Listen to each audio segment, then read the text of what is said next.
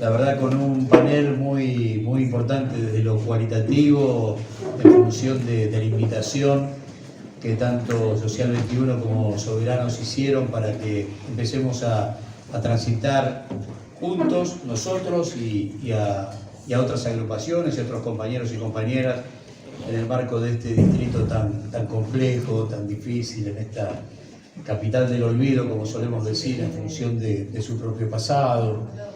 Es arrancar, la verdad, con el pie derecho y invitarlos a seguir. La idea de esta noche estaba planteada antes de todo lo que sucedió en los últimos días, ¿no? Por lo tanto, creo que también sobre el final nos vamos a meter en ese tema tan particular que nos tiene tan preocupados, en virtud de no solamente quiénes son los que atentaron contra Cristina, sino quiénes son los que armaron ideológicamente este intento de magnicidio y quienes fundamentalmente sostienen económicamente esto, porque hemos escuchado tanto en los últimos días que algunos sectores han roto esa especie de contrato invisible, contrato democrático invisible, armado en 1983 por la mixtura, por la colectiva de la política argentina. Y la verdad es que si la investigación llega a fondo, y como suele decir el diputado Tailade, si vamos al celular de Bullrich, por ahí encontramos el principio de todos los males. Así que si la investigación llega a fondo, también allí se habrá roto con algún sector de la vida política argentina el Pacto Democrático de 1983, y las consecuencias son absolutamente imprevisibles en función del futuro inmediato. Pero bueno, nada, es materia para que cada uno de nosotros después, en algún momento, se explaye, diga lo que tenga ganas de decir, porque en algún momento la situación era tan compleja que hasta dijimos, bueno, ¿qué hacemos con esta noche que teníamos planificada, armada? Y bueno, el asunto fue seguir adelante, pero obviamente instalar el tema y en algún momento de la noche tratarlo entre todos. Esto recién empieza, da la sensación, y hay que estar absolutamente preparados, juntos y trabajando en unidad en función de lo que se venga, que es absolutamente imprevisible, ¿no? Charlábamos en la previa con algunos compañeros que no hay forma de plantear ni mañana, ni pasado, ni la semana que viene, que es día a día, cada 24 horas, ¿no? Con el objetivo claro, pero cada 24 horas ir viendo cómo viene la mano en un contexto tan imprevisible. Bueno, yo creo que tanto con Ángel, como con Fernanda, como con Romina, hoy vamos a hablar de algo que es parte de nuestro ADN en función de nuestra matriz ideológica, que tiene que ver con el proyecto de país, en esa especie de batalla inconclusa, hace 212 años con el modelo de colonia. Y ahí, un paréntesis para subrayar lo que decimos siempre, le damos una vuelta de tuerca a eso que se plantea a través de la discusión política, de la discusión mediática, ¿no? Que hay dos modelos de país en pugna. Bueno, ahí damos una vuelta de tuerca y planteamos que en la Argentina no hay dos modelos de país, que nunca hubo dos modelos de país, y que posiblemente nunca haya dos modelos de país, que hay un solo modelo de país establecido por el campo nacional y popular a lo largo de sus mejores tradiciones políticas, sociales y económicas del siglo XIX, del siglo XX y lo que va del siglo XXI. Pero enfrente no hay otro paradigma nacional, enfrente hay un modelo de colonia.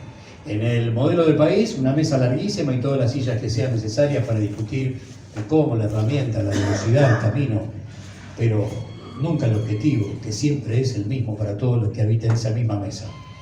Pero enfrente no hay otro modelo de país. Yo no confronto políticamente con un sector que me dice yo distribuyo mejor la riqueza que vos, yo brindo mejor educación pública que vos, yo voy por más industria nacional que vos, yo doy mejor salud pública que vos. No, al contrario, lo que está enfrente es la destrucción, casi te diría, del Estado-Nación, y que cada vez que aparece por nuestras vidas viene a hipotecar 3 o 4 generaciones de argentinos con deuda. Si ese es un modelo de país, la verdad yo no lo veo. Por eso entiendo que hay un solo modelo de país, y en la confrontación lo que hay es un proyecto de colonia. Por lo tanto, si hoy venimos a hablar de la necesidad de rescatar, ahí también hay un problema, porque si tenemos que rescatar de algún lugar de la memoria un hecho bautismal del campo nacional y popular, que podemos decir tiene un primer gran mojón a principios de la década del 20 con el irigoyenismo creando la primera petrolera estatal del mundo. Siempre hay que subrayarlo porque es un dato que obviamente nos enfrentó a las multinacionales petroleras desde el vamos, y que después obviamente a partir de la creación de la industria liviana, la industria pesada, empezar a dejar atrás prácticamente la producción solita de caramelos y empezar a reemplazarla por aceros, ¿no? Una vieja frase que por el primer secretario de Comercio de Martínez de Hoz fue puesta patas para arriba. Da lo mismo fabricar aceros que caramelos, decían los tipos, y te metieron en un mundo de compra compulsiva de importados y el abandono de aquel mundo fabriquero con trabajo a 3 turnos que tenía apenas en la radiografía del país del 23 de marzo de 1976 una deuda externa de 6.000 a 7.000 millones de dólares, una desocupación que no llegaba al 3%, 80% de los laburantes en blanco y sindicalizados y un Producto Bruto Interno que rozaba el 48-49% para los laburantes. La aparición del neoliberalismo en nuestras vidas, en principio el 11 de septiembre de 1973, llegando a América Latina con el golpe que termina con la vida y el gobierno del cada día más grande Salvador Allende, y después entre nosotros a partir del 24 de marzo de 1976 viene a implosionar ese modelo. Entonces, cuando yo decía hay que rescatar, y ahí hay otro gran problema, porque necesitamos contarle el cuentito desde había una vez a más de, no solamente un joven, sino que podemos decir que un tipo de 40 y poco no vivió un golpe militar en la República Argentina, le encuentra mucha dificultad al hecho de confrontar modelos y encima le tocó padecer el momento de concentración mediática más agudo de nuestra historia, que prácticamente no tiene ninguna otra referencia en el planeta. Como estas mesas son afortunadamente la suma de las partes, por ahí yo me voy a meter más con ese dato, con la batalla cultural, porque el poder real generó, entre otras muchas cosas, de la mano de su concentración mediática, que a muchos argentinos haya que contarle esto del Estado empresario, del Estado que empuja por aceros y no por caramelos, casi como si eso nunca hubiese existido. Y no estoy exagerando, les aseguro, y por ahí ustedes tienen experiencia personal en la mesa familiar, en el laburo, en el barrio, donde sea, que por ahí muchas de las cosas que vamos a plantear tienen que ver con un país que para ellos no existió. Y para nosotros es nodal. Pucha, mirá si hay diferencia entre una cosa y la otra. Desde un modelo que para nosotros es absolutamente nodal, que de alguna u otra forma empieza a sentarnos en la mesa de discusión geopolítica desde un lugar distinto, absolutamente distinto, que además impide, a través de independencia económica y soberanía política, que el resultado del acuerdo de Yalta no entre por acá casi una década. Entre ellos el Fondo Monetario Internacional, que llegará después del golpe de 1955. Pero también hay que citar que esa creación, primero de la industria liviana, primero a través de la línea blanca, mayor cantidad de trabajo intensivo para después desarrollar todo el trabajo formidable y esencialmente la estatización de los ferrocarriles, la creación de la flota mercante, todo eso tiene que ver con una constitución de una refundación del país. Yo no lo puedo ver de otra manera. Es un Estado casi revolucionario que lo que plantea es poner patas para arriba el modelo agroexportador que había regresado con la década infame a puntos tan groseros que por ahí el asesinato de Bordaberry con las balas que iban para Lisandro de la Torre confirman de alguna manera hasta qué estaba dispuesto el poder concentrado agrícola-exportador, agrícola-ganadero. Y entonces lo que tenemos que poner sobre la mesa es que desde mediados de la década del 60 hasta 1974, 75, hasta antes de la aparición del Rodrigazo, también en nuestra vida, que es algo así como la primera vez que toca el timbre entre nosotros el neoliberalismo. Lo que sucede es un proceso de expansión y crecimiento de la economía que se llevó por delante a los enormes caníbales del staff de la derecha argentina, Salimaker, Gerbacena. Mirá qué hicieron los muchachos, ¿eh? Y sin embargo, los números indican que ese modelo tenía una suerte de inercia, aquel que había sido creado entre 1946 y 1955, que no había forma de frenarlo. Por lo tanto, la decisión es ahora hacerlo a sangre y fuego. Entonces también es, y esto es metafórico, pero ustedes lo van a entender perfectamente, por ahí la primera y quizás la principal medida económica de José Alfredo Martínez de Oz fue el terrorismo de Estado. El terrorismo de Estado fue una inversión para cambiar la matriz económica, porque no había otra forma de hacerlo, y el gran rechazo y la movilización del movimiento obrero a través de todas sus facetas, ese movimiento obrero a veces en algunos sectores complejo, multicolor y en otros tan entrañable, hizo retroceder el plan de, iba a decir el plan de Rodrigo, pero el Rodrigazo, porque el plan en realidad no es de Rodrigo, sino de Ricardo Mansueto Sin, que era el hombre de José Alfredo Martínez de Oz, el hombre del grupo Ascuénaga, pero que siempre hay que decirlo, después que termina siendo primero el 2 de Economía de Celestino Rodrigo, y escribe el Rodrigazo, hace implosionar desde el grupo Ascuénaga ese enorme estado de bienestar.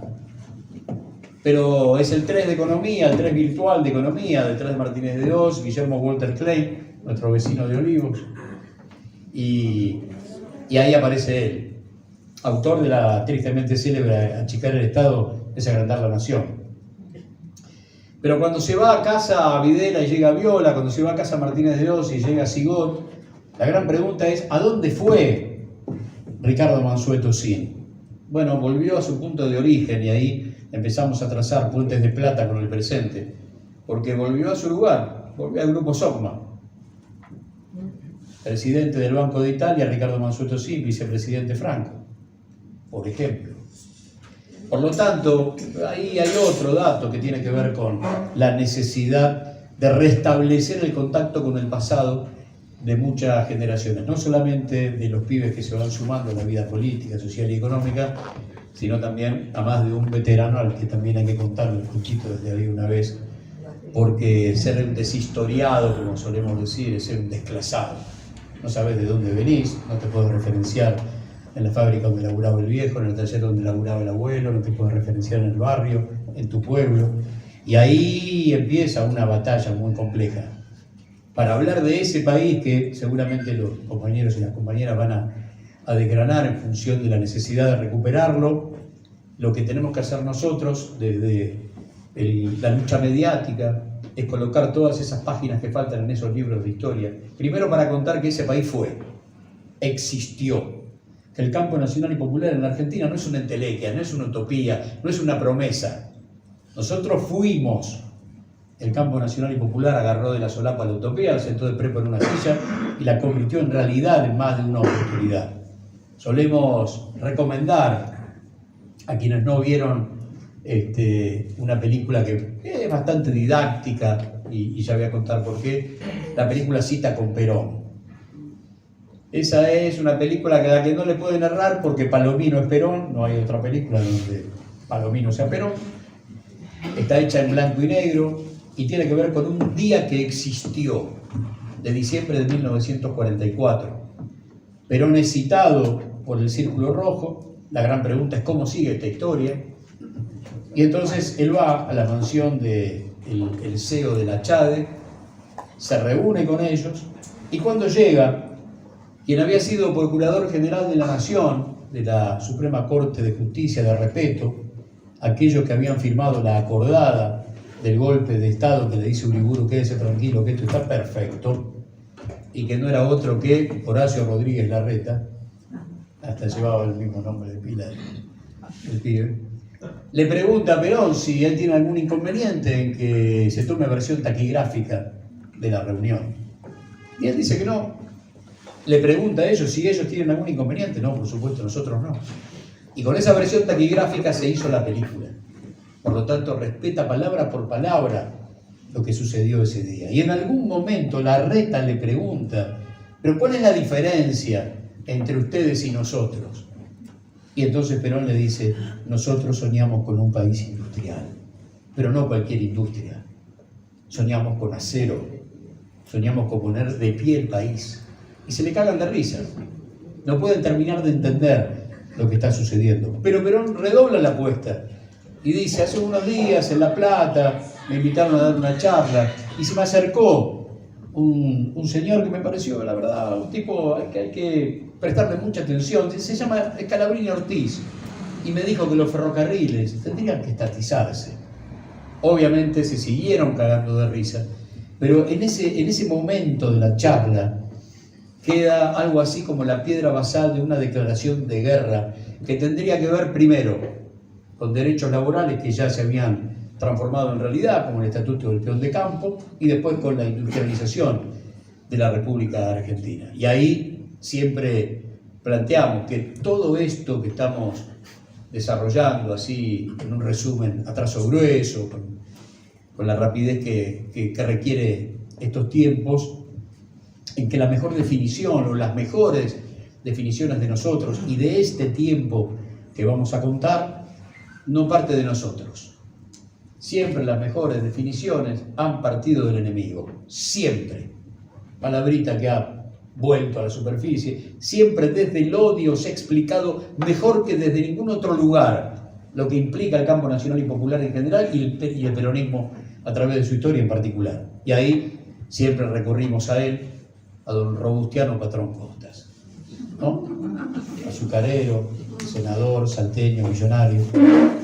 Ya había sido consagrado presidente para suceder a Castillo en la década infame en la Cámara de Comercio Argentino-Británica. Si algo no le perdono al peronismo es que a partir de su llegada un obrero me pide aumento mirándome a los ojos. Y el problema de don Robustiano nunca fue la guita. Estaba descubriendo que dentro de ese nuevo país estaba la dignidad.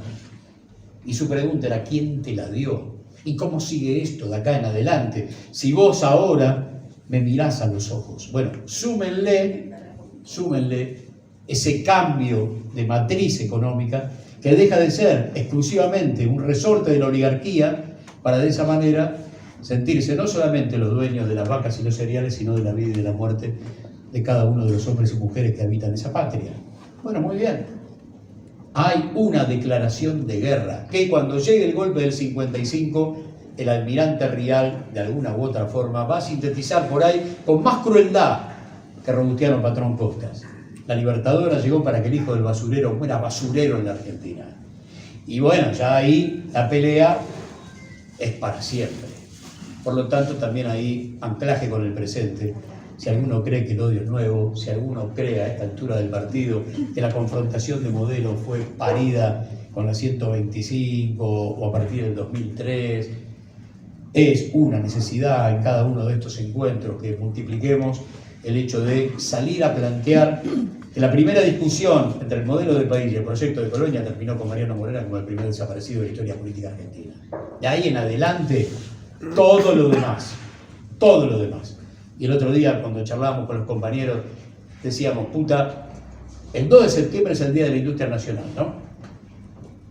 ¿Qué festejamos? El primer contrabando. Un fraile tucumano que manda barriles de cereal a Brasil, pero abajo del cereal oro y plata.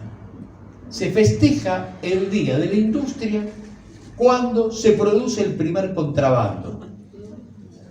¿Por qué no mirar a la primera fábrica metalúrgica de la República Argentina? Al lugar donde por primera vez se fundieron metales, que no es otra que el Plumerillo, donde se hicieron las armas de liberación de la patria grande. Y el día del metalúrgico es el día del nacimiento de Fray Luis Beltrán. Bueno, ¿por qué no vamos por ese camino? Bueno, ahí también hay una colonización que nos impide redescubrirnos, ir a buscar ese proceso que nos hizo, y la verdad, grandes. ¿Tenemos épica? Sí, claro. porque la épica se construye sobre la base del orgullo. No hay épica sin orgullo. Y el orgullo es parte del campo nacional y popular, que es fábrica de derechos y fábrica de sueños, pero a su vez que le ha dado un rótulo de patria a este lugar desde el momento en que no existía. Porque la verdad, 1806, 1807, en las invasiones inglesas, frente al ejército infante más importante que tenía el planeta, hombres, mujeres, niños, viejos, peleando por algo que no existía, que era la patria. Pero empezaba a discutirse en el Río de la Plata el futuro político, con aire de Revolución Francesa. Y ahí aparece un tipo como Belgrano, que en el Correo de Comercio empieza a plantear, si no le metemos valor agregado a la industria manufacturera, no habrá nación. Mirá lo que dice el pibe, cuando ni siquiera existe la patria, que si no tenemos industria no hay nación. Listo, ya está. Es muy simple. Pero en el momento en que él, como economista del consulado, se le invita a jurar fidelidad por su majestad británica en esos 48, 49 días que fuimos parte del imperio, el tipo se va a Montevideo para volver con las fuerzas delineadas. No jura fidelidad por su majestad británica. Entonces, ahí, detrás de cada uno de ellos, está el presente. Nosotros necesitamos redescubrir de ahí para adelante a todo lo demás. Y en este andamiaje, obviamente, a Sabio, a Mosconi, al sueño que aparece a partir de 1946, pero un poquitito antes, con lo que fue el Consejo Argentino de Posguerra, donde se empieza a reunir un grupo de oficiales, los que habían desarrollado el GO, para decir, bueno muchachos, ¿qué hacemos? ¿Cómo vamos a soñar lo que viene? Y lo hacen de la mano de la creación de la industria nacional. Ese es el gran dato. Cuando este año nos pusimos a armar una especie de cómo contarlo de otra manera, con música, con a la historia argentina, se me dio por comenzar con una historia. Y a veces las referencias personales o las familiares sirven para poder explicar en una historia cotidiana, chiquita, que a veces parece que no dice nada, todo un modelo de país gigante, gigante. Y entonces se me dio por contar que a principios de la década del 50, mi viejo tendría 17, 18, era obrero gráfico de los talleres Rosso, que hacían el D'Artagnan, Tony, la revista La Cancha. Y con los primeros sueldos fuertes generó una revolución en la vieja casa de Castrobarros entre Inclán y Salcedo, en el corazón del barrio de Güedo. Trajo la primera heladera. Era una revolución. En esa casa vivía Carmen y su hermana Gumercinda. Carmen, su abuela, una galleguita de 1,50 m y poco, que con Gumercinda iban al mercado de Inclán a buscar la barra de hielo para alimentar la heladera de madera. Entonces el viejo les explica, mientras enchufa la Siam, bueno, más o menos cómo funcionaba la cosa. Y acá tenés el frío común, y acá esto se llama congelador. Y cada tanto, cuando se llena de hielo hay que descongelar. Se desenchufa, se limpia, y después el milagro del frío vuelve a nacer. Las galleguitas hicieron todo eso cuando hubo que descongelar por primera vez. Pero a los 2 días, las dos en cama con 40 grados de fiebre.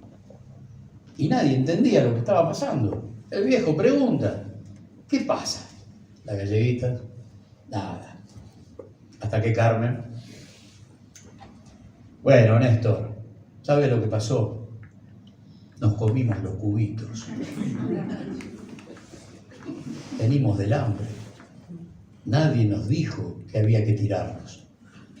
Entonces, entre el primer sueldo fuerte del viejo, repleto de derechos laborales, la Siam, por ahí una de las más grandes estatuas de la industria nacional de ese momento, esa línea blanca que empezaba a habitar la casa de todos los argentinos, pero era industria nacional, era nuestra, con mano de obra nuestra, la verdad era un sueño.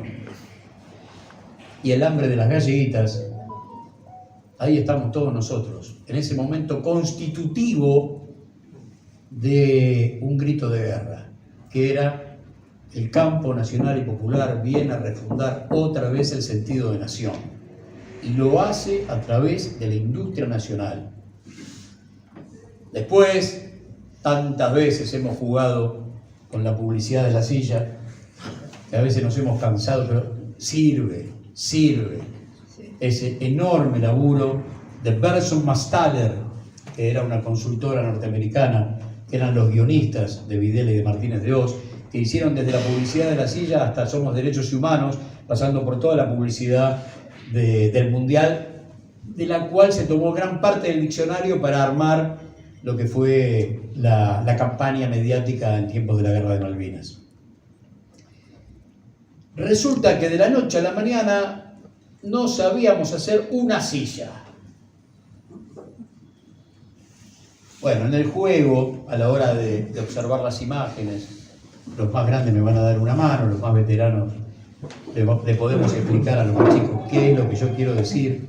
7 u 8 meses antes, que esa publicidad que nos convencía que no sabíamos hacer ni una silla, por la tele, en los noticieros cinematográficos, tirábamos una F-100 de un Hércules, caía en la ruta y seguía funcionando.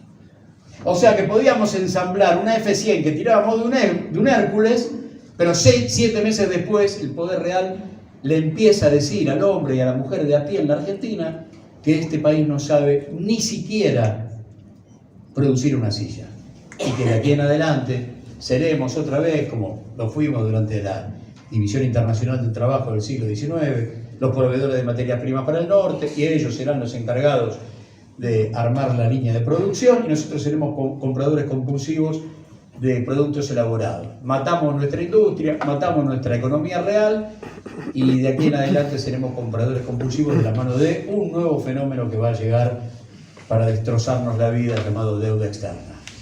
Todo ese proceso se da ante la muerte de la economía real, que no es otra cosa que la muerte de nuestra industria.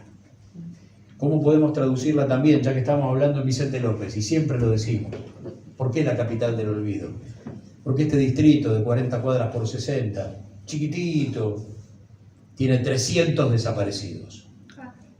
300 desaparecidos.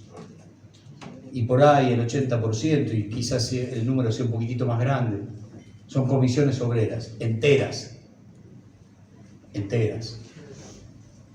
Y sin embargo, ustedes saben perfectamente que me paro en cualquier esquina, la más céntrica, la más concurrida de Vicente López, tiro esta cifra y por ahí voy en cada nao, no me llevan por loco. Esta es la capital del olvido, que también guardó bajo 7 llaves su pasado industrial en Villa Martelli, Florida Oeste, Munro, Carapachay, Villa Adelina. Ese también es un dato que desde el Pago Chico, obviamente, nos convoca. No solamente para repasar lo que sucedió durante el terrorismo de Estado en este lugar, sino también para repasar cuál era la calidad de vida que tenían los hombres y las mujeres de este distrito, y también aquellos que venían desde lo más profundo del ferrocarril Belgrano y en trabajo a 3 turnos bajaban en cualquier momento del día en cualquiera de esos andenes repletos de obreros para subir y para bajar del tren. No pasó hace 3 siglos, pasó hace menos de medio siglo todo eso. Y sin embargo, da la sensación que eso nunca sucedió. Bueno, muy bien. De la misma forma que somos los constructores de los sueños y los derechos laborales, entre muchas otras cosas, también, de alguna u otra manera, somos los padres, primero, de la primera petrolera estatal del mundo, después de la creación de nuestra industria liviana, la industria pesada, gasoductos, oleoductos, represas hidroeléctricas, sueños de energía nuclear para después concretarlos, y ese modelo de país hay que defenderlo.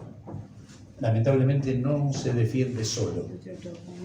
Requiere de un proyecto que salga a pelear contra el modelo de colonia. No hay otra forma. De la misma manera que la democracia. que no se puede defender si no concebimos a la democracia no como un Estado bobo, sino como un Estado con anticuerpos que salga a pelear contra sus propios enemigos. Y para cerrar, ahí dije una palabra que políticamente es incorrecta, periodísticamente tenés que presentar, que es alguna garantía propietaria antes de decirlo, es la palabra enemigo. No todo aquel que no piensa como yo es mi enemigo, eso está recontra claro. Pero a esta altura del partido, poniendo como mojón 1810, 212 años de historia, creer que la distribución de la riqueza, los derechos laborales, la industria nacional, la independencia económica, la soberanía política, no tiene enemigos, es un infantilismo que no me puedo permitir. Por lo tanto, a militar por la reconstrucción de ese país que fue, que no es una entelequia ni una pregunta sin respuesta. Como dijo bien el compañero, vamos a ir contando un poco cómo desarrollamos nuestro proyecto político. Está más que claro que a la patria hay que refundarla, está bastante destruida, creo que los argentinos nunca estuvimos tan mal como ahora, al menos en la memoria que tengo, en el tiempo vivido, nunca vi a la Argentina tan deteriorada y tan humillada. Así que creo que es arduo el trabajo que hay que llevar por delante, pero es posible, por supuesto que es posible, tenemos mucha fe en que se puede lograr, pero implica mucho trabajo de parte de todos. Así que bueno, nosotros hemos desarrollado un plan de gobierno de liberación nacional basado en 7 áreas estratégicas del Estado, ¿no? Que son la logística, el acero, la electrónica, la industria para la defensa, alimentos, medicamentos y energía. Pero de todas estas áreas estratégicas tenemos una que es la más importante de todas, que es la logística. ¿Por qué la logística? Porque es nuestra hipótesis de conflicto. Lo hemos definido hace tiempo porque tenemos en nuestro país la logística hoy está dominada por los Estados Unidos de Norteamérica y por Gran Bretaña. Nosotros no la controlamos. Bueno, entonces para salir de esta situación nosotros tenemos que precisamente dominar la logística, hacernos de ella, recuperarla. Sin logística nosotros no vamos a dominar nunca absolutamente nada, y por más que tengamos el Banco Central repleto de dólares, vamos a seguir en la misma situación que estamos ahora, ¿sí? Sin dominar nada. Entonces hay que actuar, porque desde el dominio logístico nosotros eso nos va a permitir dominar las otras áreas, porque es dominante sobre la energía, es dominante sobre los alimentos, sobre la industria para la defensa, etc. Entonces, la Argentina produce alimentos, ¿no? Eso está claro, somos productores de alimentos y tiene un conflicto. ¿Cuál es ese conflicto? Bueno, ese precisamente, que no domina la logística. Entonces, al no dominarla, no puede determinar los precios, no puede marcar precios y no puede tampoco reservar el alimento suficiente y de calidad para el pueblo argentino. Entonces tenemos un pueblo ampliado, un pueblo que no tiene el suficiente poder adquisitivo porque tampoco tiene trabajo, no puede acceder a los alimentos que están carísimos y los sueldos están muy baratos. Entonces el pueblo está realmente hambriado. Entonces, por estas razones nosotros desarrollamos nuestro proyecto político de liberación nacional, que se sustenta con 4 proyectos de ley. El primer proyecto de ley es el IAPI del siglo XXI, Corporación del Estado, ¿no? Que está actualizado doctrinariamente a la Argentina que necesitamos crear, ni siquiera a la Argentina de hoy, a la Argentina que necesitamos crear. Porque el punto de quiebre entre liberación o dependencia para nosotros es la nacionalización del comercio exterior. Entonces, el IAPI a nosotros nos permite poder manejar los términos del intercambio, nos permite dar un precio sostén, una garantía de calidad, nos permite cumplir con un plazo de entrega, nos permite poder hacer un intercambio o pactos bilaterales y equilibrados con otras naciones, ¿no? Fuera del dólar y medido en horas de trabajo, ¿sí? Esto sería tener un asiento contable donde nosotros podamos intercambiar, por ejemplo, peras, limones y manzanas por petróleo ruso. Podemos intercambiar trigo por petróleo venezolano.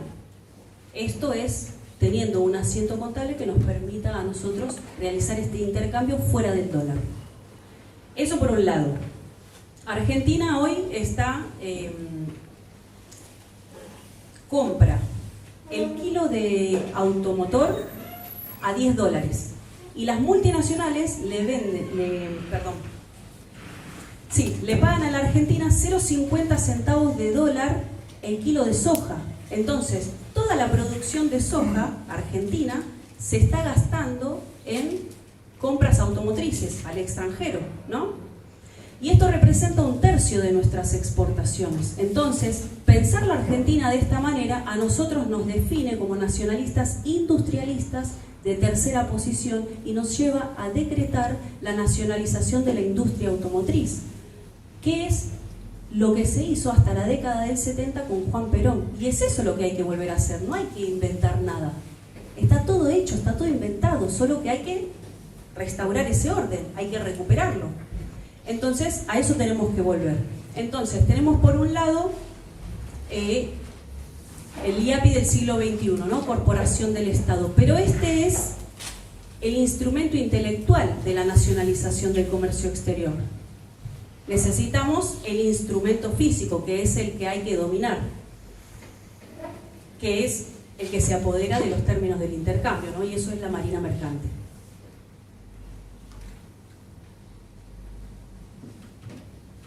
Para eso tenemos 3 proyectos de ley, los cuales, acá la compañera Fernando Vallejos le dio estado parlamentario el año pasado. Uno es transporte por agua con reserva de cargas. Es el proyecto que nos permite recuperar nuestro mercado de fletes que hoy está cautivo por las multinacionales del transporte. Ellos facturan lo que debiera facturar hoy la Argentina porque se lo apropiaron en los 90, cuando Menem, con el decreto 1772, le entrega nuestra soberanía y ellos pasan a facturar todo absolutamente. Controlan nuestro comercio exterior por completo. El tercer proyecto de ley es el FODIN, el Fondo de Desarrollo de la Industria Naval Nacional, que crea el financiamiento dentro de la propia actividad, ¿no? Entonces, no hace falta con esto tocar ningún renglón del presupuesto. Vamos directamente a financiarlo desde la propia actividad, como es lo que hay que hacer, digamos, sino que lo vamos a volver a pagar nosotros a la flota mercante. La tiene que pagar el que se la quedó. Entonces, Jean Denul cobra 350 millones de dólares por dragar nuestros ríos interiores, ¿no? Pero nuestro gravamen del 2%, que es el FODIN, a los 7.000 millones de dólares que hoy se facturan en el comercio exterior, nos da 140 millones de dólares por año para poder construir esa flota mercante. Es decir, que con todo lo que factura Jean Denul, en un año nosotros podemos pagar la flota mercante. Podemos fabricar 175 buques, 2.400 barcazas y 4 o 5 dragas, ¿no?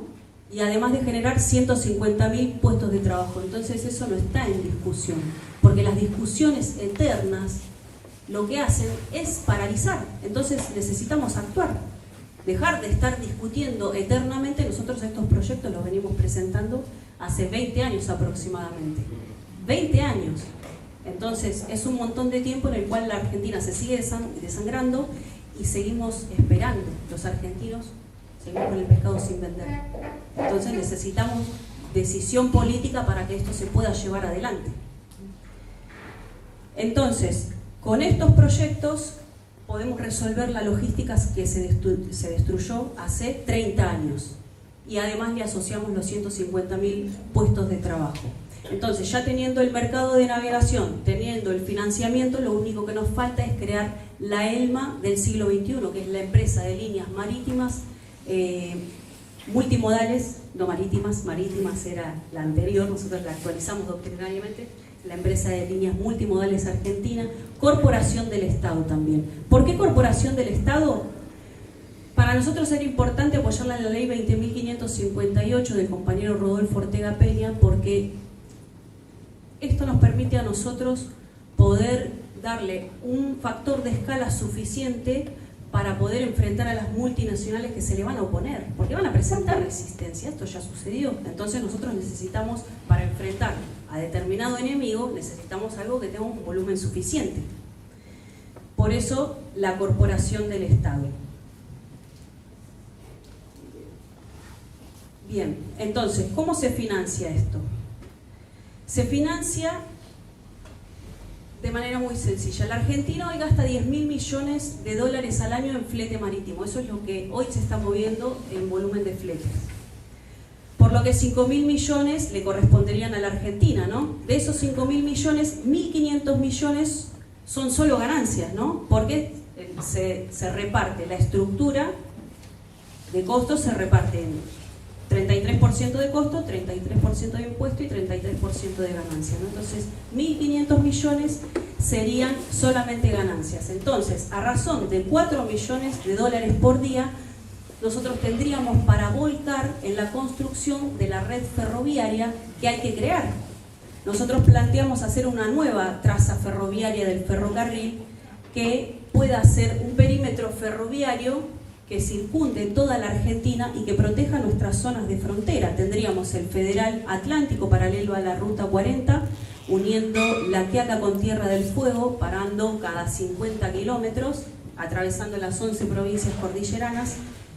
Después el Federal Atlántico que iría desde La Quiaca desde Tierra del Fuego hasta Buenos Aires, paralelo a la Ruta 3, también con estaciones para 50 kilómetros. Después está el Gran Capitán, que ese ya está, y habría que crear uno más para poder cerrar el perímetro ferroviario que uniría Bernardo de Irigoyen, donde sale el sol para los argentinos, con La Quiaca. Entonces, de esta manera cerramos el perímetro ferroviario, protegemos nuestras zonas de frontera, que hoy están completamente abandonadas, y ahí nos encontramos con el nudo ferroportuario, que es donde está el corazón del sistema logístico multimodal, porque es ahí donde están las cargas y es ahí donde justamente nosotros tenemos que estar, porque es donde se transforma el comercio exterior en comercio interior. Entonces el Estado argentino tiene que estar ahí. Además de esto, con ELMA del siglo XXI marchamos hacia la toma del territorio nacional, porque desde el paralelo 40 grados sur hacia la Patagonia, la Argentina está completamente tomada y está deshabitada. ¿Es el tuyo? Inoportuno.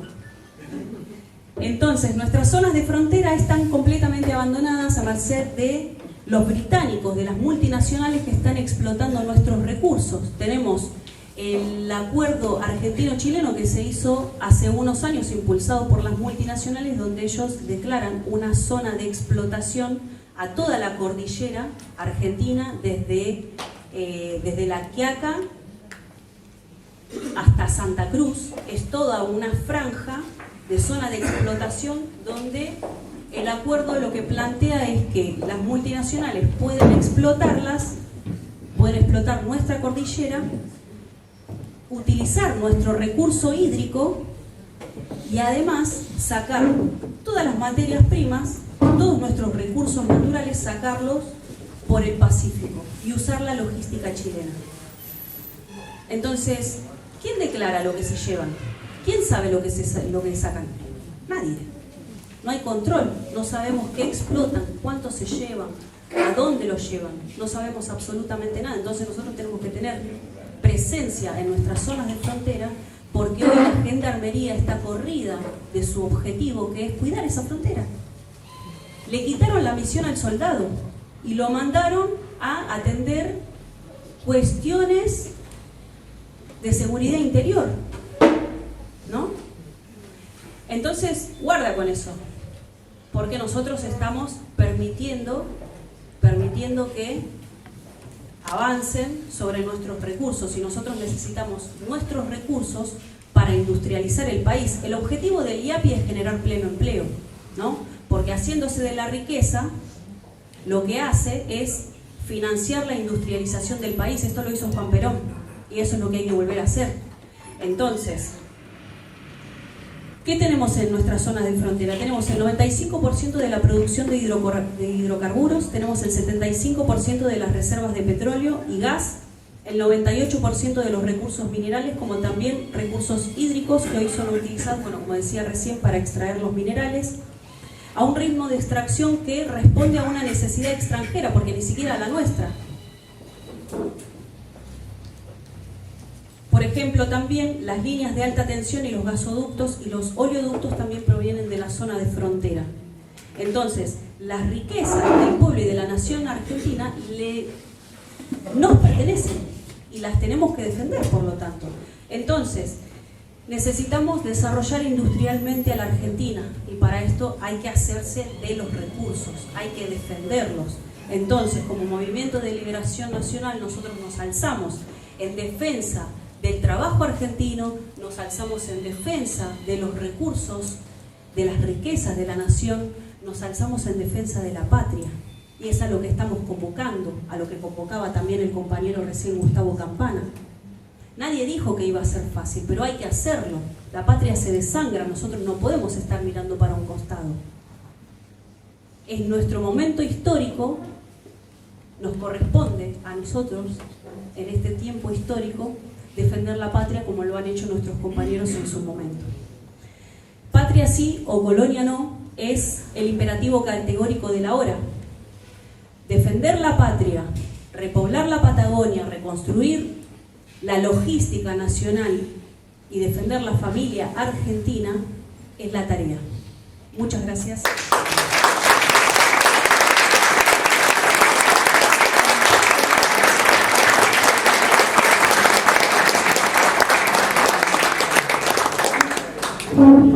Bueno, buenas tardes a todos. Yo, si se me escucha, voy a prescindir del micrófono y además usar el pizarrón porque me ayuda a mí el esquema y también para que le sirva para quedar ahí algunos datos.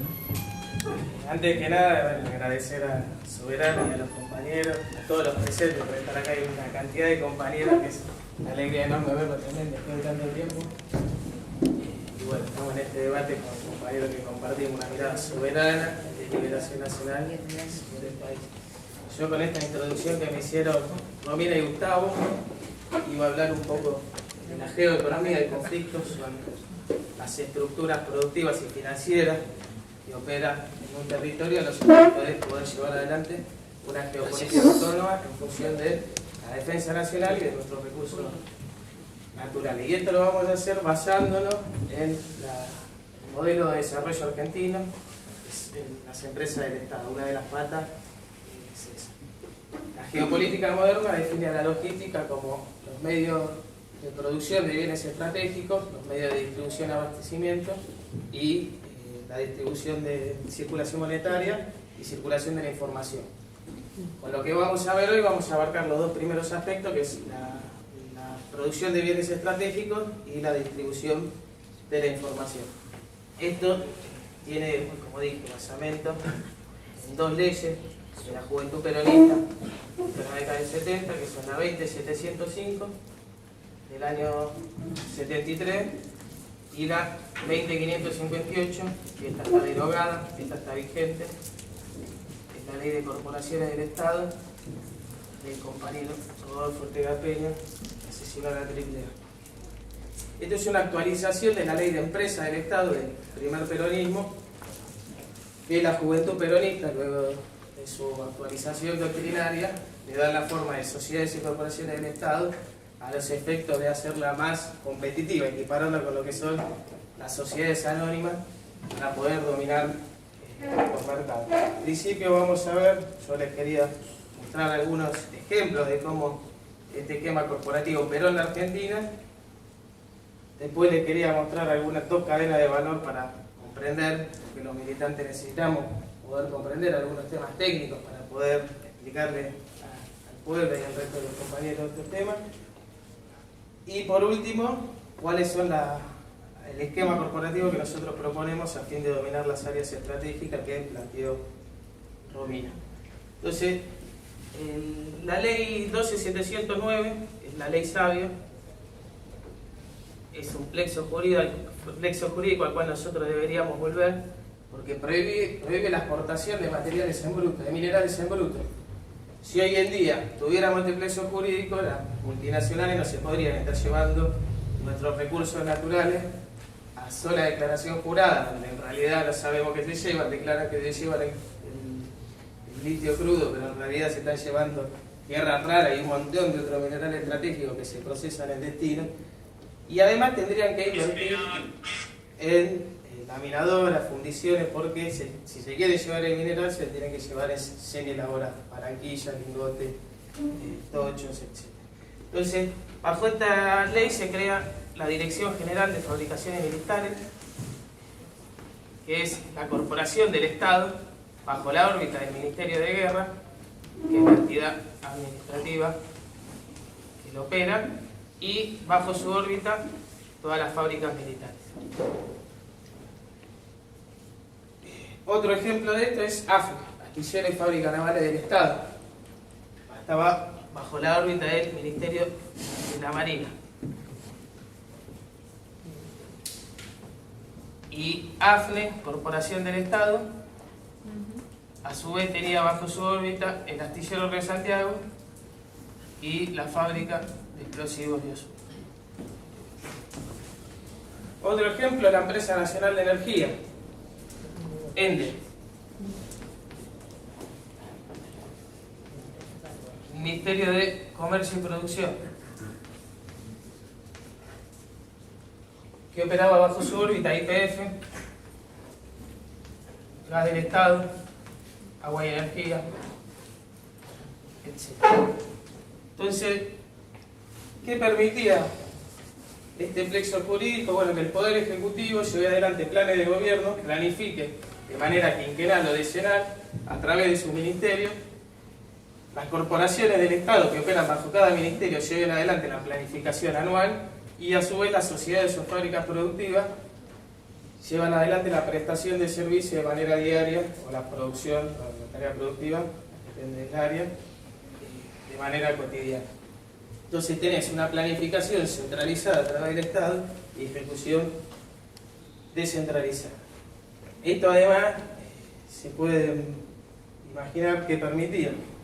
YPF, además de ser una petrolera, tenía su propia flota. Y lógicamente, ¿dónde los hacía? Los mandaba a hacer al astillero Río Santiago. Y Río Santiago, ¿qué acero usaba? El de Somisa. ¿Y Somisa qué gas usaba? El de gas del Estado. Entonces, ¿dónde estaban los dólares ahí? ¿Necesitábamos dólares para hacer este tipo de operaciones? ¿O eran haciendo contables en las empresas del Estado? Tanta tonelada de acero, tanto metro cúbico de gas, etc. Entonces, vamos a ver lo que es la cadena de valor del acero. ¿Se acuerdan? Sabio dijo, sin acero, siempre seremos vasallos, y se crea Somisa, una acería integrada que hacía desde la extracción del mineral de hierro. Compañero, si levanta un poco el pizarrón, lo vamos a ver todo. Después sacaré una foto. Es más, ¿qué va a hacer? Arriba de aquella mesa. Que no van a ver, igual, más que nada. Apoyando ahí. Yo lo tengo. No lo va a tener. Ya lo tengo. Gracias. Ah, usted se Ponelo acá apoyado.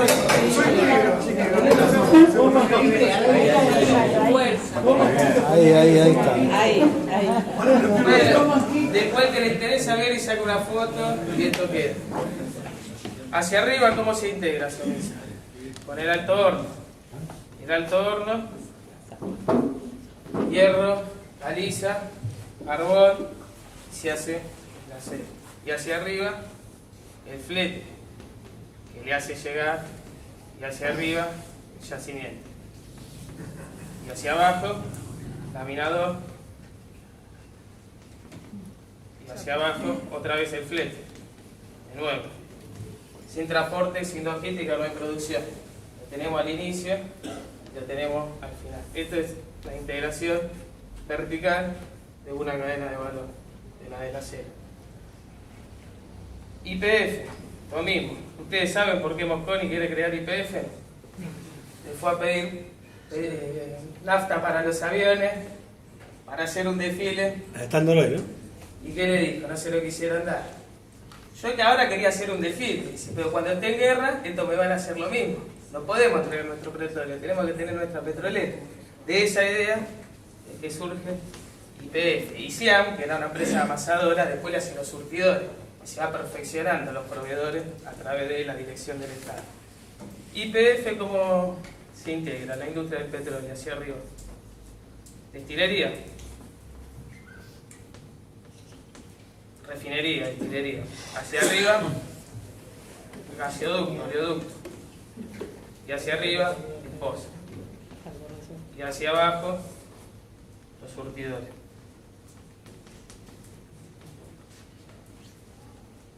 Y bueno, ahí lo dejamos. Hay muchos ejemplos. Esto para que tengan una idea de lo que es una cadena de valor. Entonces, volviendo al tema del día, que era la soberanía en el siglo XXI. Y la hipótesis de conflicto basada en la logística, entendida como la producción de bienes estratégicos, la distribución y abastecimiento de los bienes, nosotros, ¿cómo planificamos poder llevar adelante una geopolítica autónoma? Es a partir de las 7 actividades que mencionamos como actividades estratégicas, son actividades que detentan aproximadamente el 30% del PBI, la economía real, como dijo acá Gustavo, que son las que o la tienen taponada o te lo engrosan. Entonces, para lo que es la producción de bienes estratégicos, para lo que es la industria de alimentos, ya lo dijo Romina, y API, estos son todas corporaciones del Estado. Corporaciones del Estado. Y API 21. ANLAB, ¿se acuerdan de ANLAB? Industria farmacéutica, la creó Cristina. 42 laboratorios públicos, provinciales y universidades. Hoy en día están limitados a lo que son el PAM y obras sociales, pero se podría, ¿por qué no?, poner servicio de farmacéutica para que también se venda para todo el mundo. Industria siderúrgica, actualmente dominada por nuestro amigo Pablo Roca, que quiere traer los tubos de Brasil, que le prestemos dólares al dólar oficial. Bueno, la Dirección General de Fabricaciones Militares para lo que es la industria siderúrgica.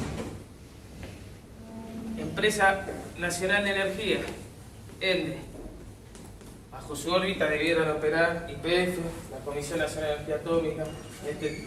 También hay que tener en cuenta que actualmente nuestra matriz energética está principalmente dominada por hidrocarburos. Esto debiera reemplazarse por energía del tipo nuclear, en nuestro caso, y también otro tipo de energía más limpia. Las multinacionales de la industria petrolera el año pasado facturó del orden de 18.000 millones de dólares. Entonces, es necesario que podamos tener también una pata ahí. Falta uno. Ese es el macho. ¿Qué? Sí, la empresa de energía, tanto para lo que es el servicio eléctrico, no, ELMA y ENTEL es distribución y abastecimiento.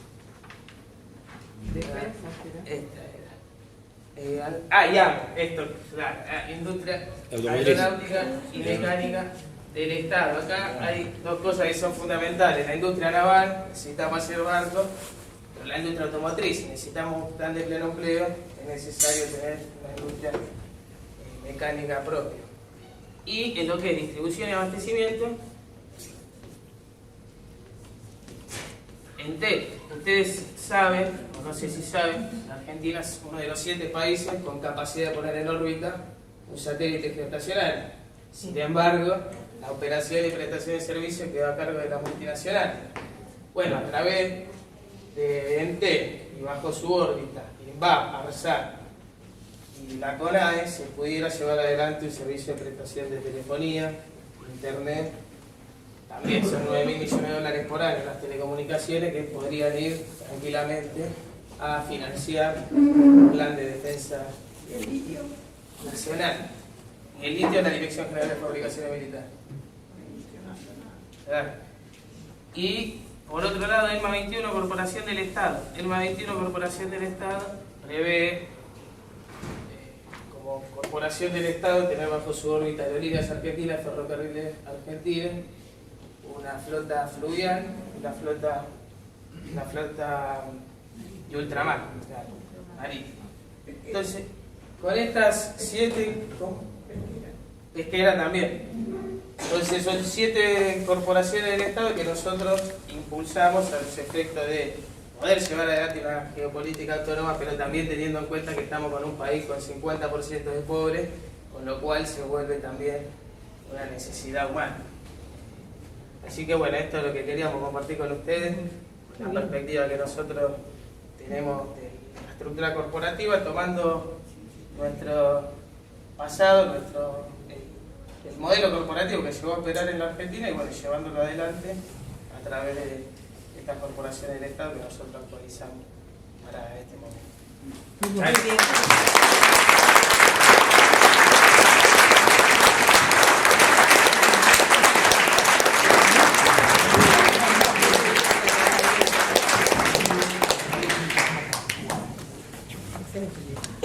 Bueno, ¿se escuchó? Sí. Buenas noches a todas y a todos. Gracias a Gustavo, a los compañeros de la Social 21, a Martín, y gracias a todas y todos los compañeros presentes, los que son de Soberano, los que son del barrio, todas y todos los que estamos acá a las casi 9 de la noche, un miércoles que se puso fresco, conversando de estos temas. Lo primero que quiero decir, haciéndome eco también de la introducción de Gustavo, es en primer lugar celebrar que podamos estar acá encontrándonos a pesar de los momentos ciertamente difíciles que estamos atravesando. Yo les confieso, y se los confieso porque sé que seguramente ha sido y es algo que estamos compartiendo todas y todos, que han sido días de mucha angustia, y probablemente a todos nos pase esto que me pasa a mí, que es este ardorcito que uno tiene acá en el pecho, que parece que no hay ni té, ni caricia, ni nada que lo quite. Y eso por supuesto que tiene que ver con el presente, pero también tiene que ver, y lo decía Gustavo, con la conciencia de la historia ya vivida en nuestro país, ¿no? Que siempre algo alumbra. Pero bueno, me parece que ha sido una decisión acertada la de los compañeros de poder sostener la actividad y de poder seguir pensando y reflexionando entre nosotros, porque yo tengo esta sensación de que esta angustia tan grande que nos produce este instante del presente, pero que además se monta sobre la angustia de 7 años de crisis que llevamos sobre nuestras espaldas, ¿no?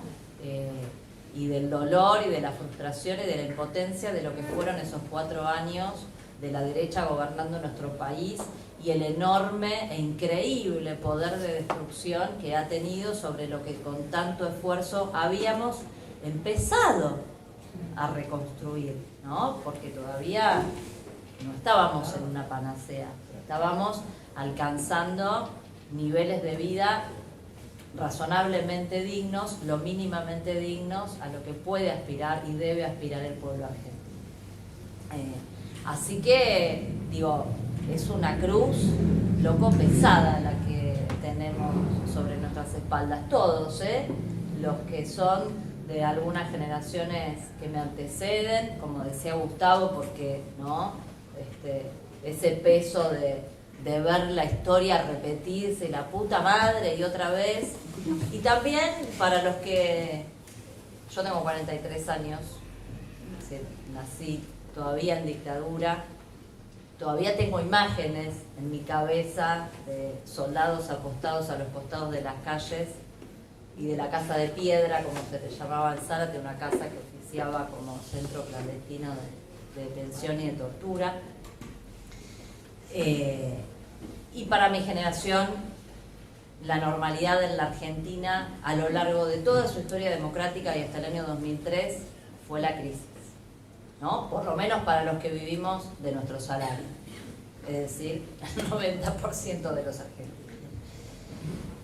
Y un poco nos habíamos como dulcificado en esos 12 años, ¿no? Porque, bueno, es cierto, es agotador vivir luchando, ¿no? Uno quiere tener un momento de paz y en definitiva de poder disfrutar de lo que es nuestro, ¿no? Que es lo que estaban hablando los compañeros, ¿no? Y esta pregunta que nos carcome la cabeza de cómo es posible que un país que alberga tanta riqueza, que alberga tanta riqueza estratégica y en un momento tan particular de este mundo que se está moviendo tan rápido como ahora, tengamos el 50% de nuestra población en condiciones de indignidad y peor, a nuestros pibes, ¿no?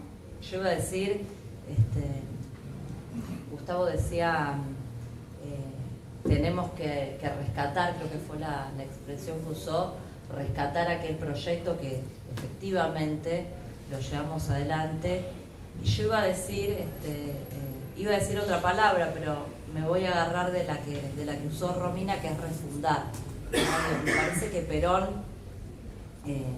puso en pie el proyecto nacional del siglo XX en la Argentina, ¿no?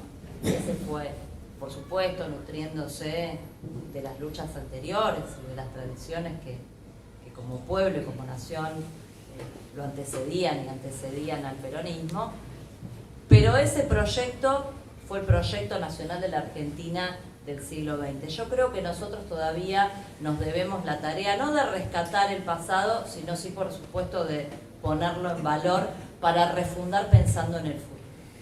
Y esto me parece que es uno de los ejes principales que debe construir lo que vertebre la posibilidad de una unión nacional, la que necesitamos, ¿no? Ni la unidad de las cúpulas dirigentes, ni siquiera los acuerdos políticos que se pueden tejer entre nuestras estructuras, nuestras organizaciones, nuestra militancia. Todo eso es necesario, sin lugar a dudas.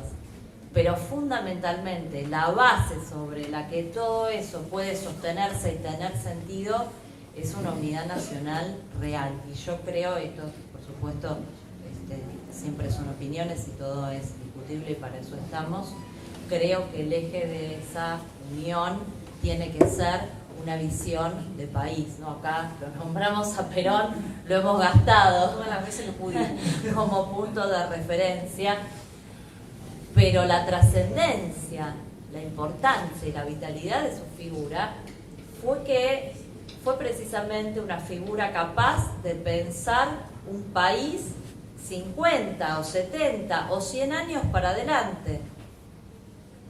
Lo pensó, cuando digo lo pensó, y siempre caemos en esta cosa de personalizar, por supuesto, ¿no? Gustavo mencionaba el Consejo Nacional de Posguerra, digo, toda la inteligencia nacional, desde antes que Perón llegase al poder, estaba pensando cuál era el diseño de nación que queríamos los argentinos y que podíamos tener sobre la base de nuestras condiciones materiales objetivas, obviamente. Qué sé yo, me parece que diamantes no tenemos, ¿no? Por lo menos que hayamos descubierto. No nos vamos a proyectar un país que produce diamantes si no tenemos la materia prima. Pero todo lo demás, o prácticamente todo lo demás, lo tenemos ahí. Y me parece que también la posibilidad de recrear esa mirada estratégica, mirando hacia adelante, nos va a facilitar incluso tal vez un poquitito esa tarea de contar el cuento de la había una vez que decía Gustavo, ¿no?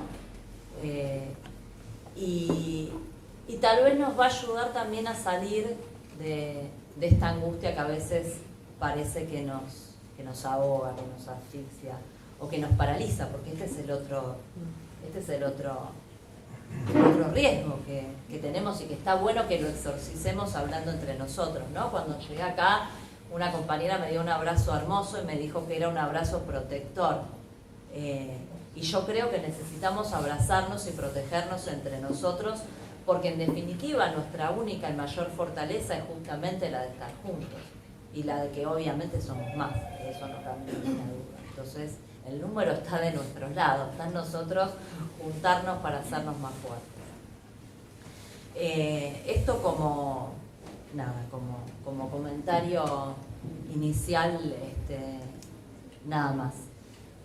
Pero para meterme un poco, igual obviamente, como siempre dice alguien que tiene más experiencia, él sabe más que una, todo tiene que ver con todo. Bueno, efectivamente todo tiene que ver con todo, pero me traje para autoplagiarme, porque quería hacer mención a esta cuestión que está citada en el libro que escribimos con Alejandro Olmos Gaona, y me pareció que iba a ser más lindo leérselos que contárselos hablados.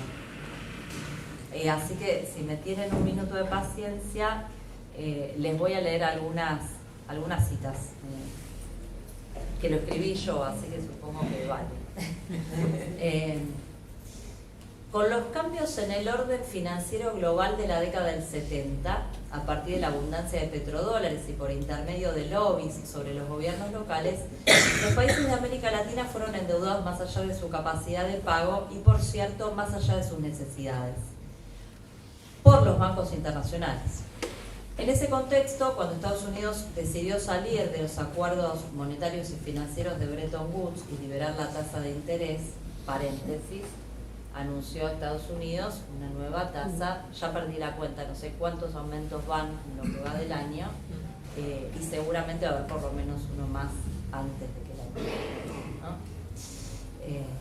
Hablando de la historia circular que se recicla.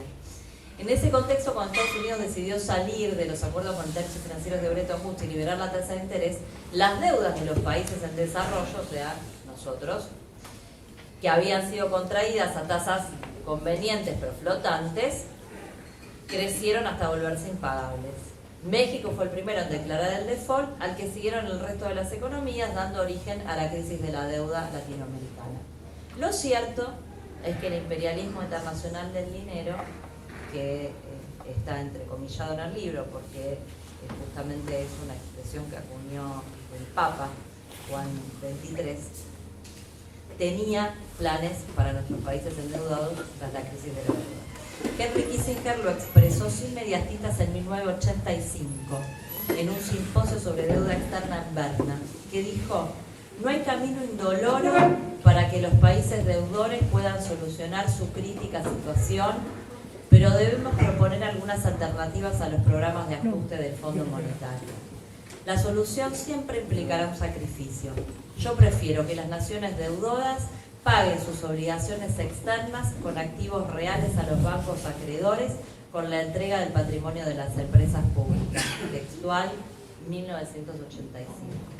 O sea, 4 años antes de la instrumentación del Plan Brady por parte de los Estados Unidos, que terminó durante la década del 90 con la privatización de todas nuestras empresas públicas, a cambio de papelitos de colores a 2 pesos con 50. Y miren una cosa más que les voy a leer.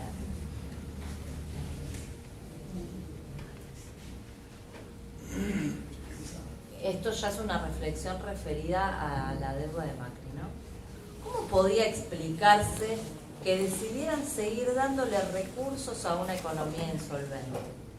¿No? El FMI, ustedes recuerdan, en el año 2018 la Argentina ya le habían cerrado a principios de año, hizo la última de deuda Caputo, de deuda externa, y bueno, terminamos ahí donde terminamos, pero la situación del frente externo de nuestra economía era ya absolutamente endeble en ese momento.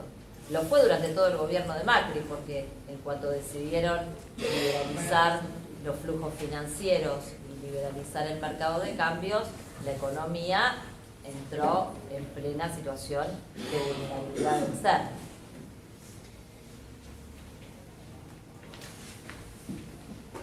Una razón por la cual la historia es importante es que nos da elementos para interpretar mejor el presente, junto con la oportunidad de evitar errores del pasado. Cuenta Rodolfo Terráneo en su libro La simulación, Rodolfo Terráneo, ¿no? Sí. O sea, no es ni peronista, ni es compañero nuestro. La simulación argentina del FMI, un libro muy bueno, por cierto.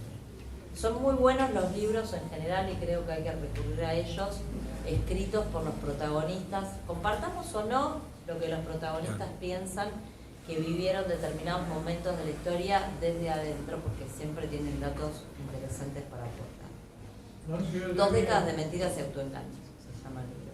Que en una cena, cuenta, ¿no? Lo cuentan en el libro, que en una cena en 1988, o sea, 3 años después de Kissinger, un año antes del Plan Brady, con un emisario norteamericano de nombre difícil de reproducir, se sinceró descarnadamente, comillas.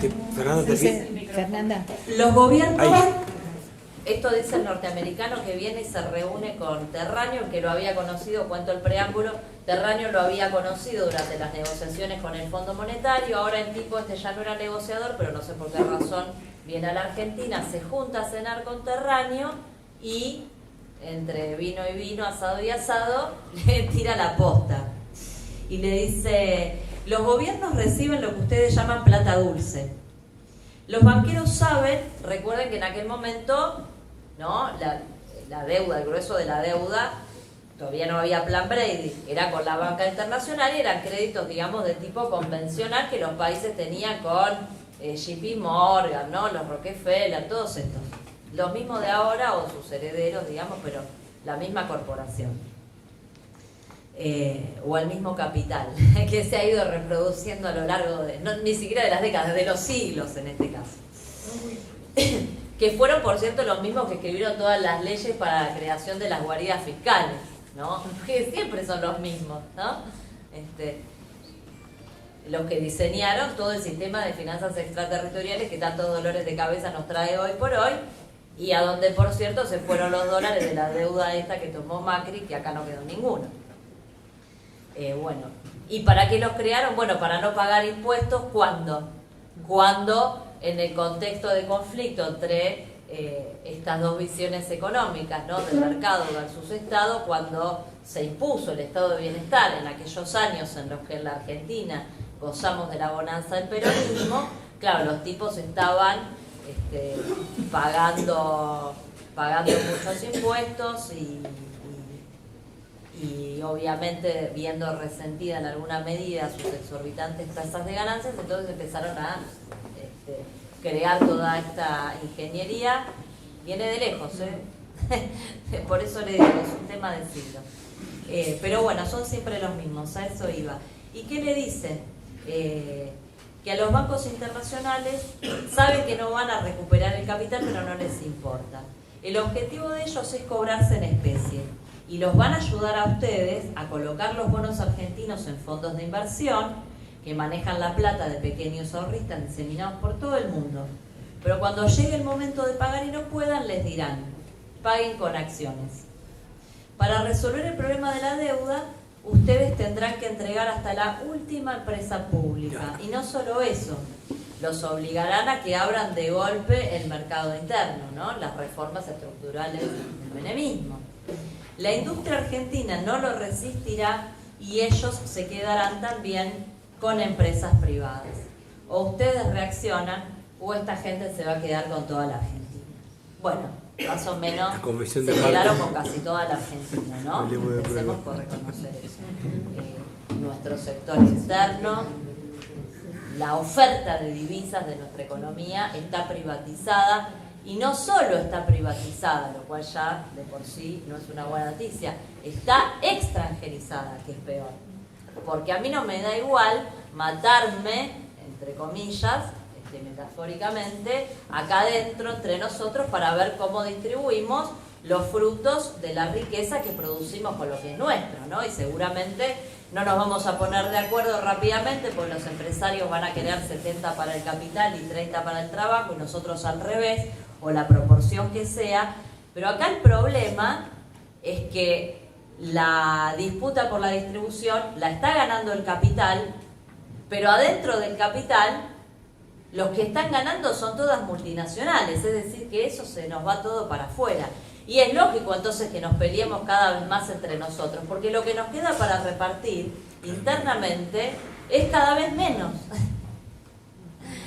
Por eso también a lo mejor es momento de sentarnos a reflexionar, a ver si podemos identificar, y voy a volver a usar la palabra que Gustavo dice que no tenemos que usar, ¿a dónde está el enemigo?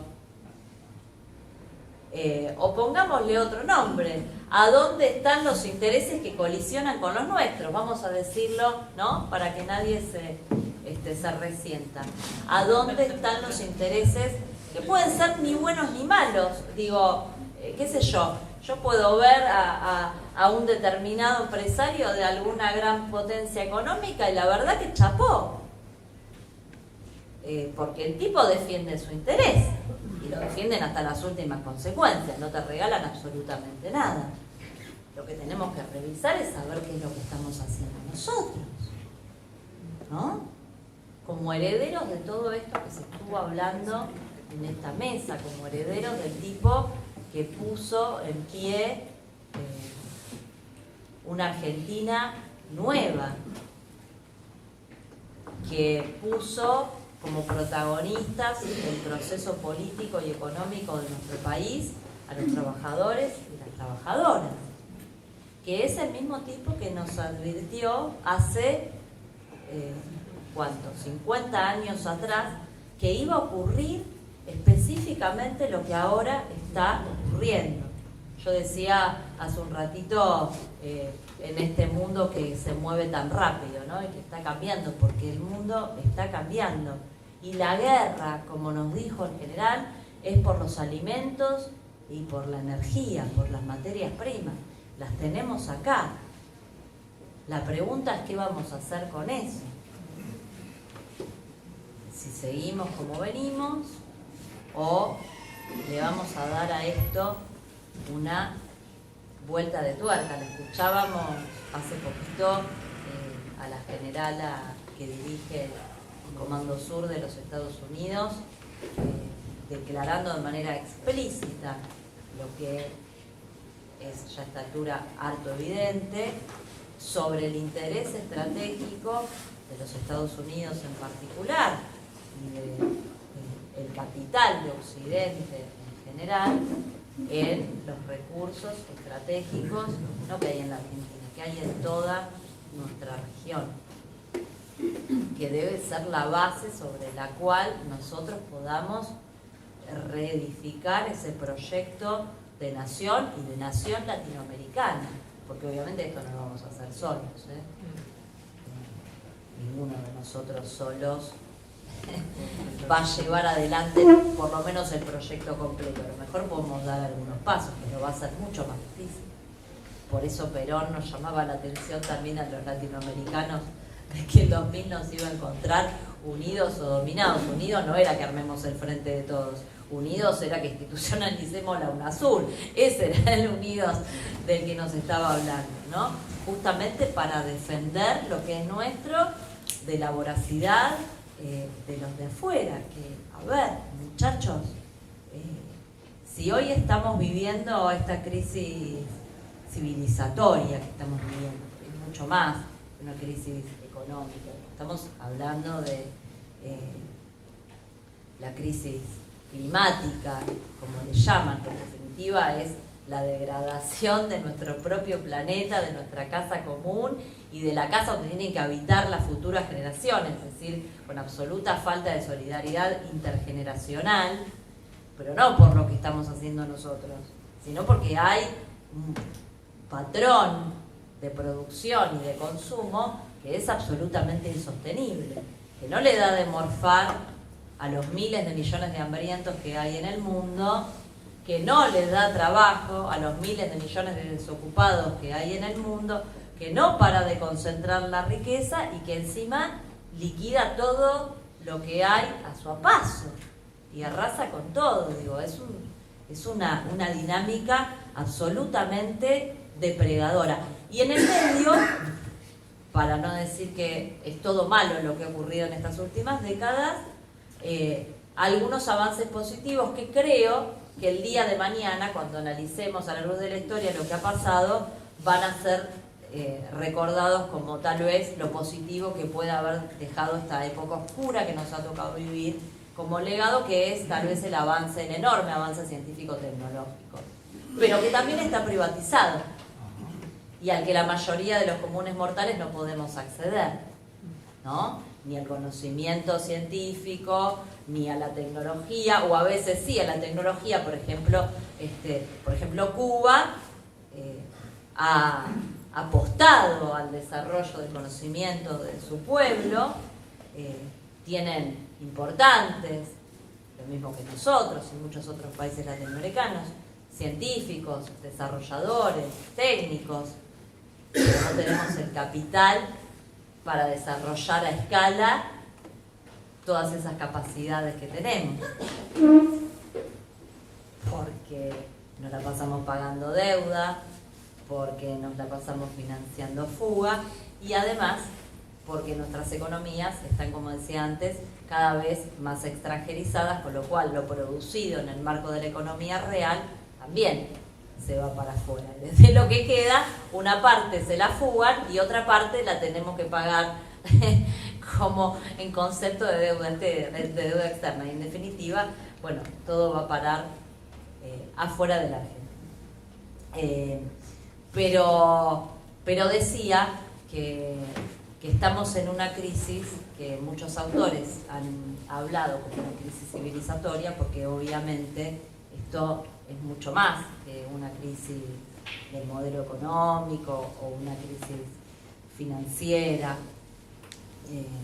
Estamos rodeados de símbolos de la época, ¿no? Incluso la pandemia, la zoonosis y otras zoonosis que seguramente que tiene que ver con la ruptura de absolutamente todos los equilibrios, no como un problema particular nuestro, y también para que no nos sintamos tan mal, ¿no? No es que los argentinos, qué mal que estamos, ¿no? Romina decía, no recuerdo un momento en que hayamos estado tan mal. Tal vez no recordemos un momento en el que el mundo haya estado tan mal, ¿no? Sobre todo porque tenemos, uno se puede comparar con el medioevo, porque la técnica, la ciencia, la tecnología, aquel momento era otra. Pero con estos avances que hoy tenemos y que como humanidad hemos sido capaces de producir, la verdad es que tenemos franjas enormes de la población viviendo en condiciones cuasi medievales, sin acceso al gas, sin acceso a la electricidad, sin acceso a cloacas, sin acceso al agua potable, sin acceso a los alimentos, sin acceso al abrigo, sin acceso a un techo. Bueno, tal vez parte de ese momento del futuro tenga que ver también con que en el marco de pensar no solo un nuevo proyecto de país, sino también un nuevo modelo de sociedad, una nueva visión del mundo donde queremos que un nuevo proyecto de país se inserte, o de región se inserte, que exige pensar en nuevos patrones de producción y consumo organizados en torno a las reales necesidades de la sociedad humana y no de la acumulación imparable de renta del capital, que es lo que en definitiva nos ha traído hasta acá, ¿no? Fíjense lo que hoy estamos discutiendo en la Argentina. Los salarios de los trabajadores en términos de participación en el ingreso han perdido hasta el año 2021, ahora se puede haber recuperado un cachitito, pero estamos ahí. 9 puntos entre el 2021 y el 16. Es un montón. Es un montón. Pero no pasa por casualidad. No es algo que se les ocurrió a Martínez de Oz, a Menem, a Macri y a los que fueron llevando adelante las distintas políticas económicas a lo largo de las últimas décadas para terminar en el lugar en el que estamos, con la honrosa excepción y la bocanada de aire fresco que significaron los 3 gobiernos kirchneristas. Esto es un fenómeno que tiene que ver con las tendencias sistémicas que se han impuesto en las últimas décadas. Digo, los tipos necesitaban bajar los salarios para mejorar la ganancia de capital. Por eso deslocalizaron las grandes corporaciones la producción en China y terminaron convirtiendo a China en el gigante industrial que hoy es. Bueno, como ha pasado muchas veces en la historia, ¿no? El presente mantiene en estado embrionario las condiciones de la transformación a futuro. Y hoy el mundo se está transformando. Tal vez nadie puede decir a ciencia cierta hacia dónde vamos o en qué termina o cuándo o cuánto dura esta transición. Pero el mundo que conocimos hasta hace un tiempo ya no es otro. Y vamos en camino a que sea otro. Bueno, nosotros necesitamos imperiosamente, como seguramente lo hizo Perón y todos esos hombres y mujeres argentinas que miraron al mundo y vieron hacia dónde iba y vieron cuál era el lugar en el que la Argentina tenía que pararse, nosotros también tenemos que ver hacia dónde se mueve el mundo, ¿no? Hacia un mundo multipolar. Algunos hablan de bipolaridad o es lo que les gustaría, si no se puede algo mejor. Lo cual, si nosotros no tenemos un proyecto propio, no nos asegura absolutamente nada. Porque está claro que a Estados Unidos y Occidente han ejercido un tipo de liderazgo absolutamente destructivo. Basta decir que financiaron las dictaduras del Cono Sur y cuántas atrocidades, ¿no? Esto por lo que nos toca más de cerca, pero cuántas atrocidades han ocurrido en el mundo en estos tiempos. Y siguen interviniendo en nuestros países en defensa de su proyecto económico y en defensa desesperadamente en este momento de conservar la mayor cuota de poder dentro del escenario mundial que se está reconfigurando. Pero tampoco es seguro que el modelo que propone China, suponiendo que China emergiera como potencia mundial, a nosotros nos garantice algo necesariamente superador de lo que hoy tenemos. Porque lo que hoy aparece bastante claro es que en este momento transicional hay una pulsión por neocolonizar, por decirlo de alguna manera, la periferia o las periferias, ¿no? De colocarnos en el lugar, lo decían los compañeros, no, historia más vieja que la escarapela, de colocarnos en el lugar de proveedores de materias primas y receptores de bienes elaborados y de inversiones para extraer esas materias primas en ese marco, ¿no?, de modelo extractivista que es en definitiva, si uno lo trae al terreno económico y a la coyuntura doméstica, me parece lo que hoy está emergiendo como parte de la discusión, ¿no? Un modelo extractivista versus un modelo industrialista. Lo que pasa que detrás del modelo industrialista, cuando uno va subiendo, ¿no?, como aguas arriba, hay mucho más. Y por eso, como decía al principio, me parece que están buenos este tipo de encuentros porque nos permiten reflexionar y compartir, poner en común estos pensamientos, saliendo de la angustia de la cotidianeidad y de la urgencia y de la emergencia, porque la urgencia y la emergencia, que es indiscutible, no pueden, no deben, tenemos la obligación como militantes políticos, la obligación que por supuesto no le podemos exigir tal vez al ciudadano de a pie, como se dice, pero sí nosotros, militantes políticos, tenemos la obligación de hacer el esfuerzo por conservar la perspectiva estratégica. Porque si perdemos la perspectiva estratégica, y esto lo digo además con toda la carga generacional que nos cabe, por lo menos a los que estamos sentados de este lado de la mesa. Porque querramos o no, nos guste o no, y les guste o no a ustedes, compañeros y compañeras, dentro de 10 años, esta generación va a conducir a este país. Entonces, tenemos la responsabilidad también, ustedes como portadores de la historia viva de lo que fuimos capaces de ser. Y nosotros por la responsabilidad de que lo que nos toque agarrar va a ser todo lo que vaya pasando hasta llegar a ese momento. Entonces tenemos la obligación de intervenir protagónicamente en este debate y de no perder el horizonte estratégico, porque si perdemos el horizonte estratégico no podemos dilucidar si los movimientos tácticos que vamos haciendo son coherentes o en realidad nos están haciendo retroceder estratégicamente. Entonces esto me parece que es absolutamente fundamental. No significa que alguien tenga que tener receta mágica, ni que una sola idea o una sola receta sea la adecuada, pero sí que tenemos que impulsar y valorar laburo como el que vienen haciendo los compañeros, como el que hacen muchos otros compañeros y compañeras, y los enormes cuadros científicos, intelectuales que tenemos, y que también a veces pienso, ¿no?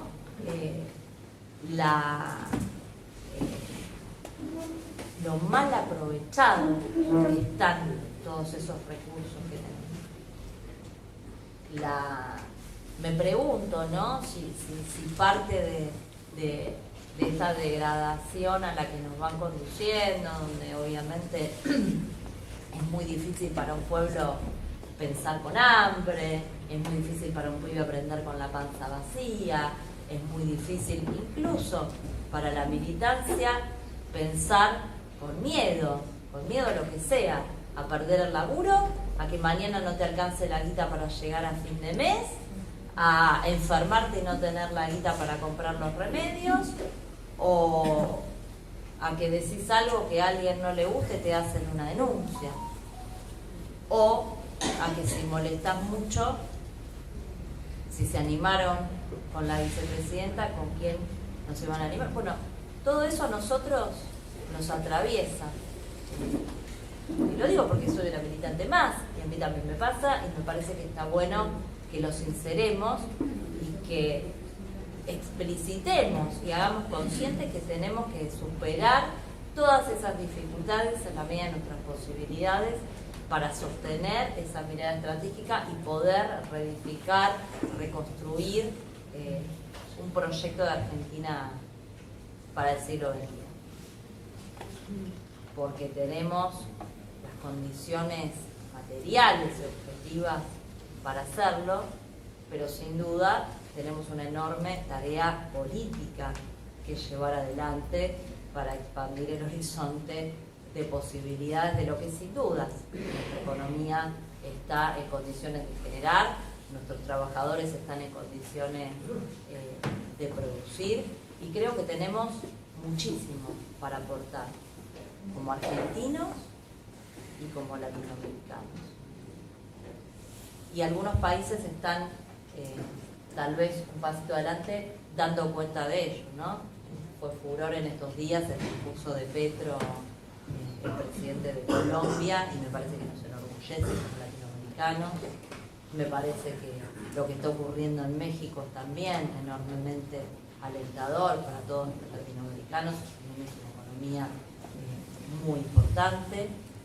Los argentinos tenemos la responsabilidad de hacer fuerza desde el sur para que, bueno, ese proyecto que es el que recorre absolutamente toda nuestra historia como nación, finalmente podamos concluirlo, podamos efectivizarlo, y creo que a nuestra generación les toca definitivamente recoger esa bandera que los compañeros, a pesar de los golpes, de los fusilamientos, ¿no?